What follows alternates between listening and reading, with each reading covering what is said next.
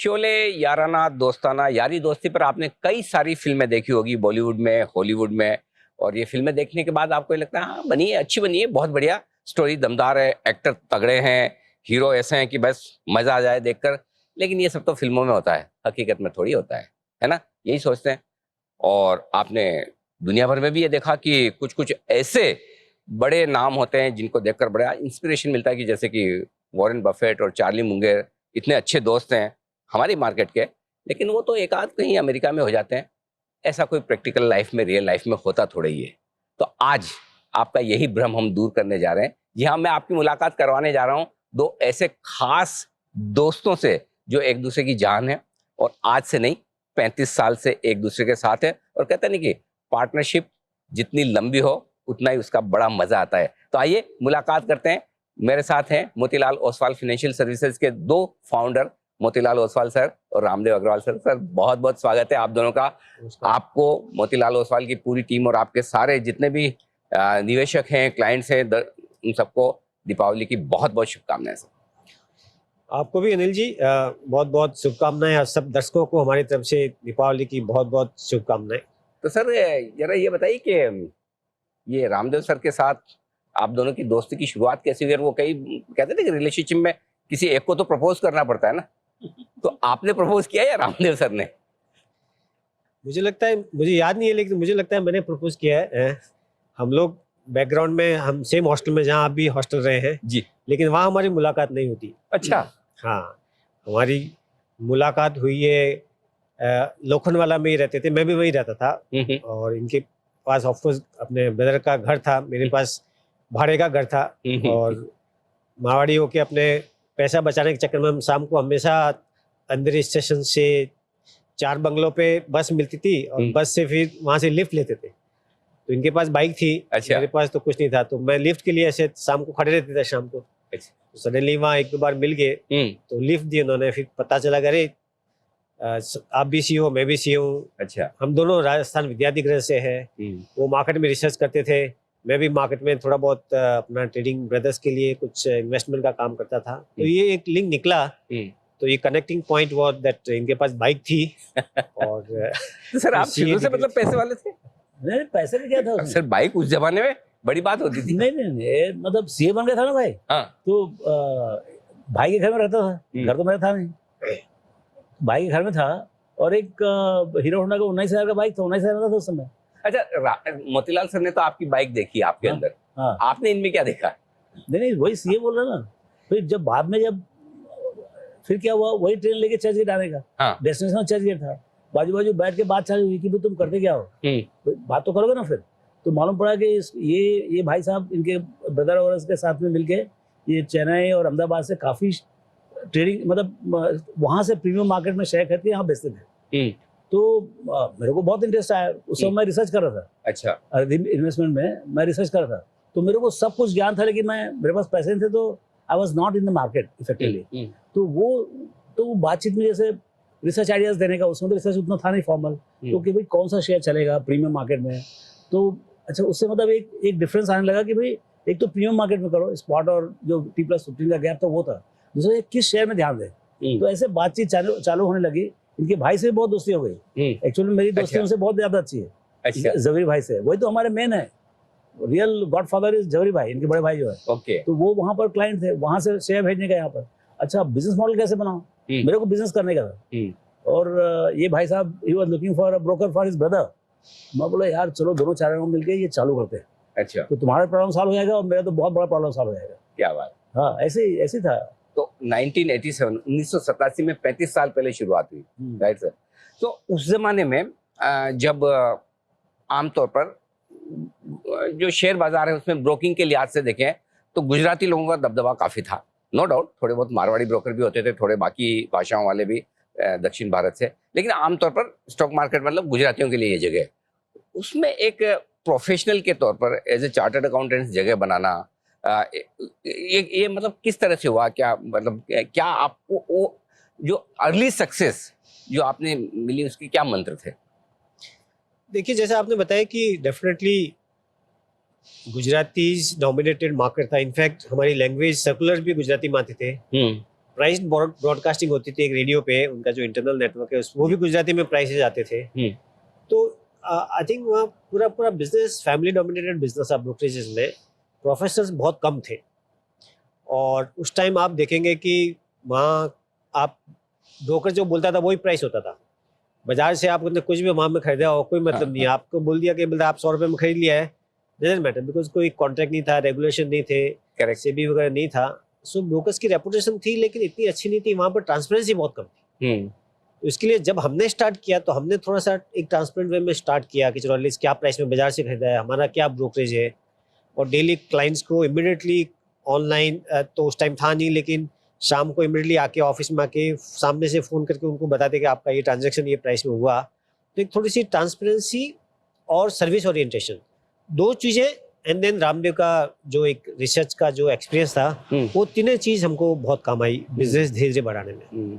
तो रामदेव सर शुरू से ये था कि मैं तो रिसर्च करूंगा और फंड मैनेजमेंट की साइड ये मेरा फोकस है, और मोतीलाल सर बिजनेस की साइड देखेंगे, या बिना प्लान के ऐसे हो गया बस? नहीं सब ये नेचुरल डिस्ट्रीब्यूशन ऑफ वर्क है। अच्छा। भाई मैं रिसर्च किया 2 साल, फिर उसके बाद मेरे को शादी के पहले मेरे को बिजनेसमैन बनना था। मतलब शादी के बाद क्योंकि मेरे जितने दोस्त थे वो सब राजस्थान से आए थे, क्योंकि मैं राजस्थान से जाती हूँ रहा जी, कोटा से, जयपुर और इधर उदयपुर वगैरह से।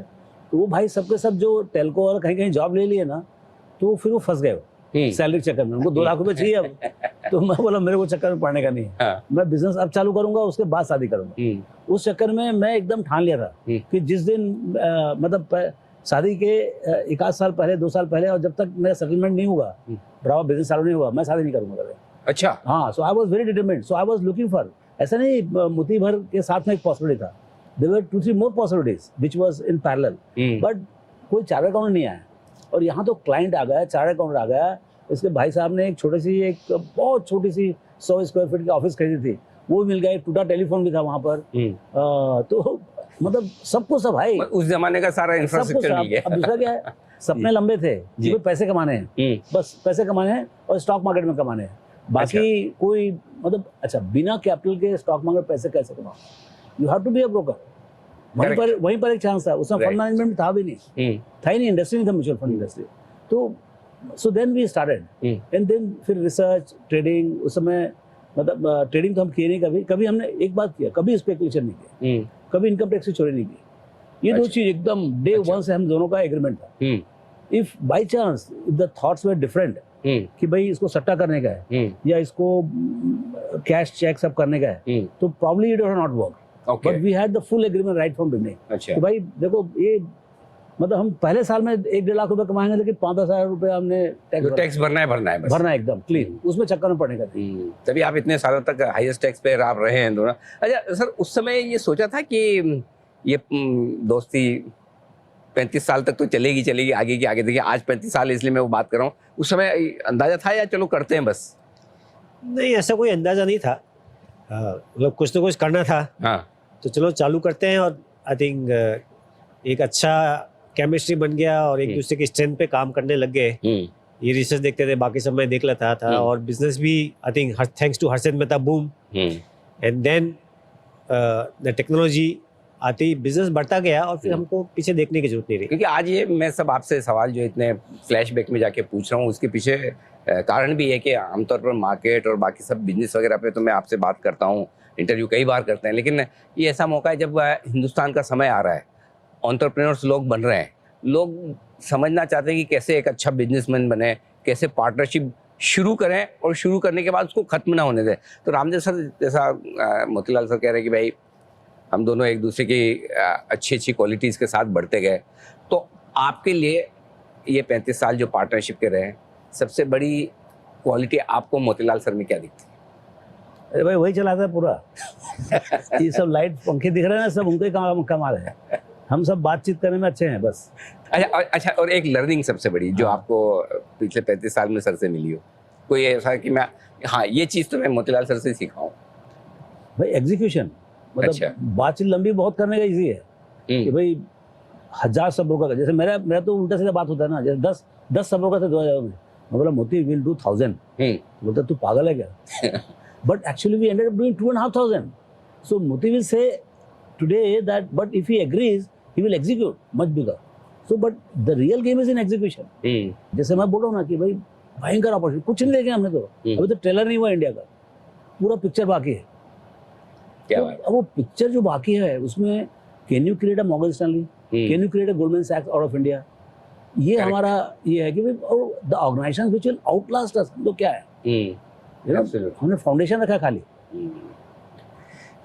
सर सेम सवाल आपसे, आपको रामदेव सर में सबसे बढ़िया क्वालिटी क्या लगती है आप? देखिए, कुछ चीज़ें जैसे एक बड़ी सोच, जैसे उन्होंने बताया कि भाई इंडिया से मॉर्गन स्टैनली कैसे बनेगा या और कोई बड़ी ऑर्गेनाइजेशन गोल्डमैन सैक्स कैसे बन सकती है, तो एक रामदेव की बड़ी सोच है.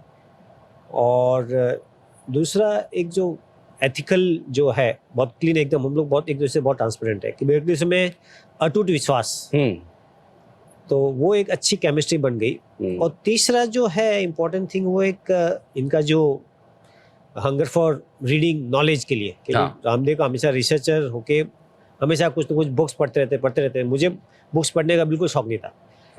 ओके, तो मैंने जो बुक्स पढ़ने की जो थोड़ा बहुत सीखा है वो रामदेव से सीखा है. आपकी इस पार्टनरशिप में बहुत सारी क्वालिटीज रही हैं.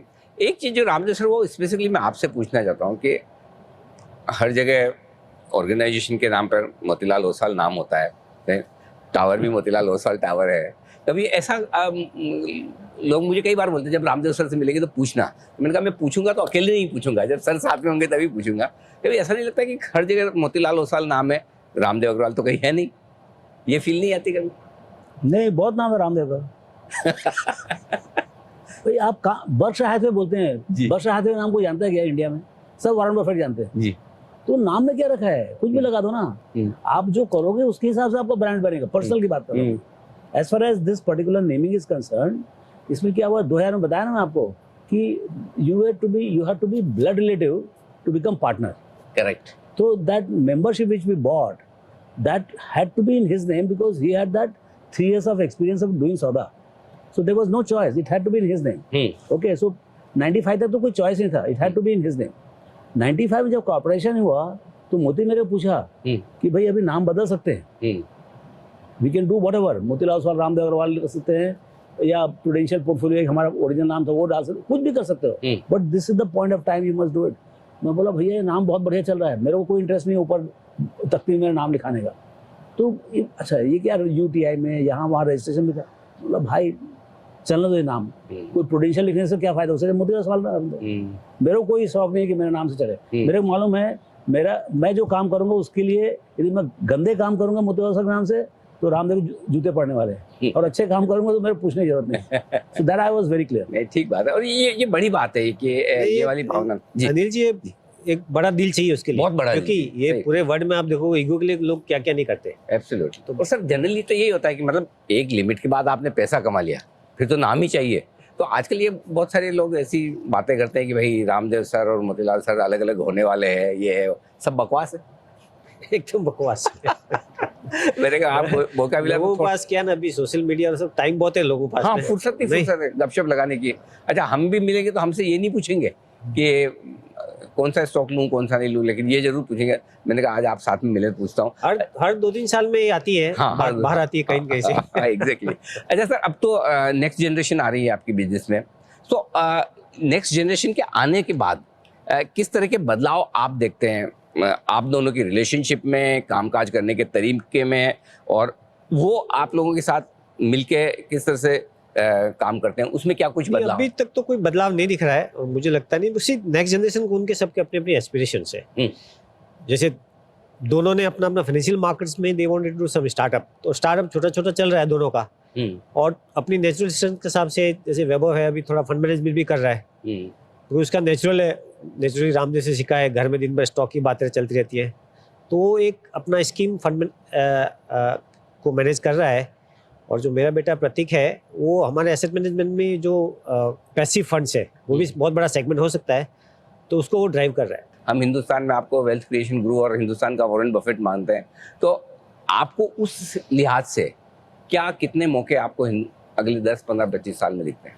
सो क्या है कि ये वेल्थ का जो स्प्रेड है और जो साइज बनेगा वो 10 साल में बहुत बड़ा बनने वाला है.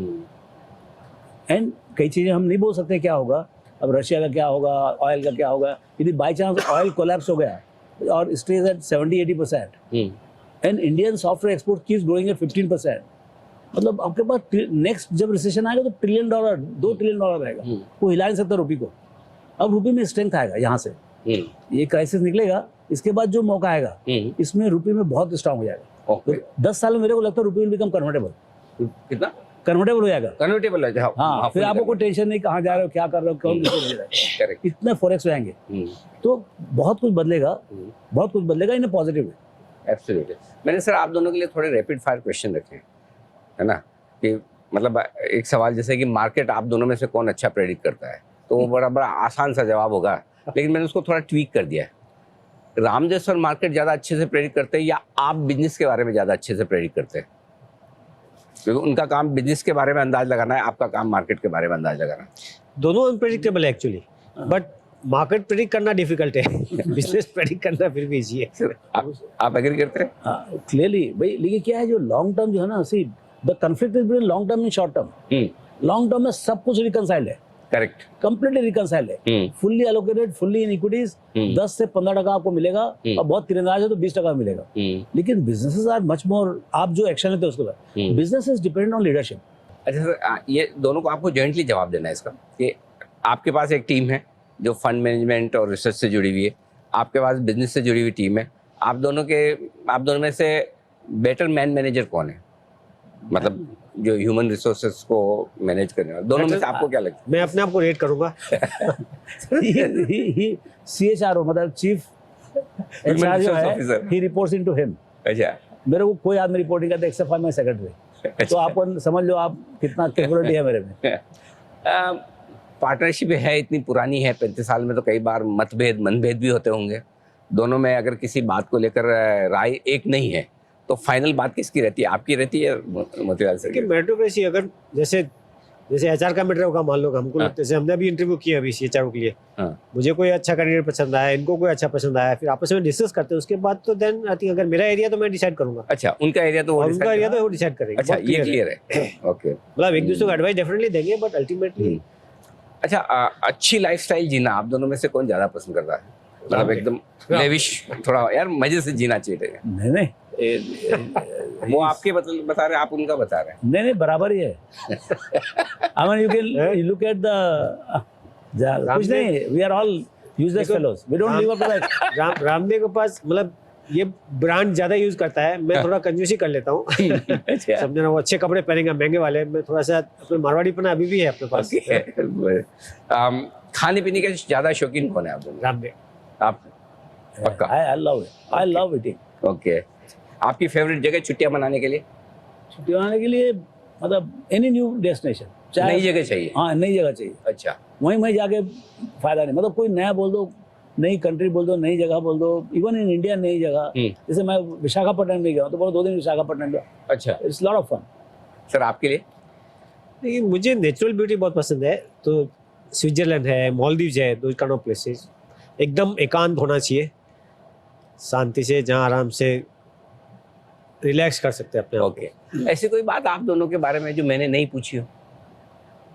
को। नहीं पूछी हो आपने? हाँ, नहीं पूछी हो इंटरव्यू में, ऐसा आपको मतलब मैं भी तो अपने आप को थोड़ा रेट करूं कि मैंने कोई ऐसी चीज जो मुझे पूछनी चाहिए थी मैंने नहीं पूछी।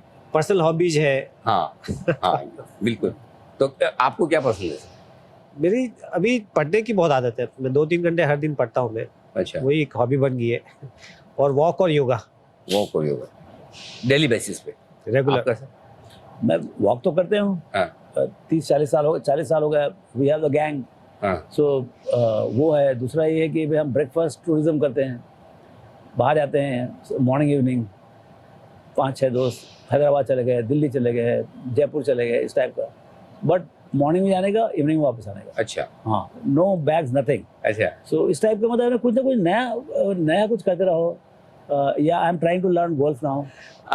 एक आखिरी सवाल सर, ये क्योंकि ये इंटरव्यू करने के पीछे पर्पज़ ये था कि मैं चाहता हूँ कि जो यंग जनरेशन है, आज के स्टार्टअप वाली जनरेशन है, वो इस इंटरव्यू को देखे समझे कि किस तरह से 2 अनजान लोग एक साथ आकर एक ऐसी एम्पायर बना सकते हैं, एक ऐसा बिजनेस बना सकते हैं जो मतलब लंबा चले और हिंदुस्तान में नाम करे।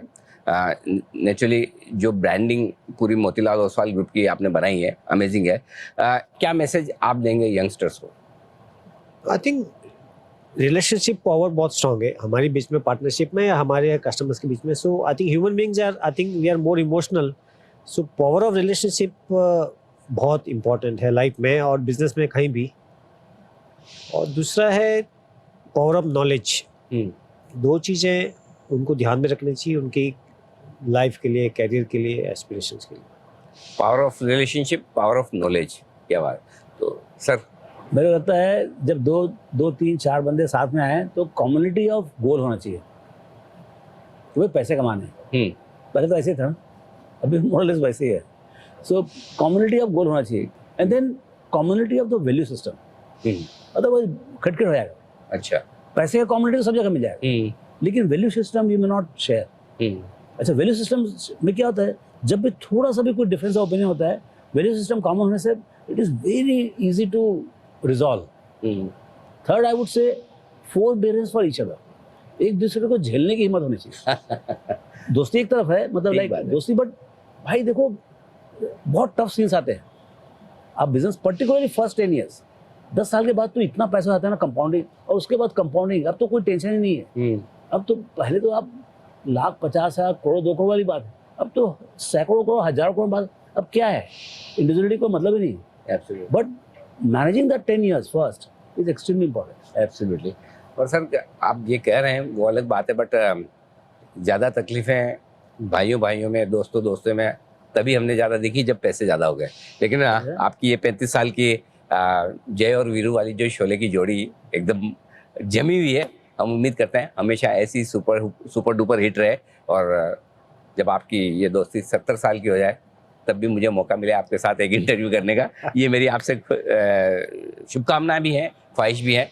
बहुत बहुत धन्यवाद सर. आज इस विशेष इंटरव्यू और अलग हटकर बात करने के पीछे मेरा पर्पज़ ये था कि देश भर में जो इतने हमारे यूथ हैं, नए लोग हैं, जो चाहे मार्केट में आ रहे हैं, चाहे बिजनेस में आ रहे हैं, चाहे कुछ अलग हटके करना चाहते हैं, उनको आप दोनों से एक बड़ी प्रेरणा मिले और कुछ एक डायरेक्शन मिले.